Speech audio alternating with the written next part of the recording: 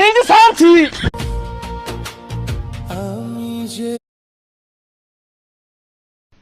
এটা বাংলাদেশ।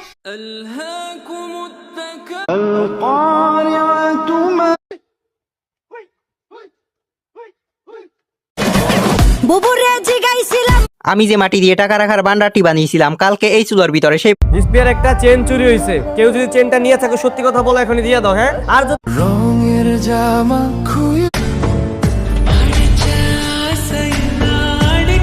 সুয়া চন্দন ফুলের মাল এইবার দরকার বিএনপি সরকার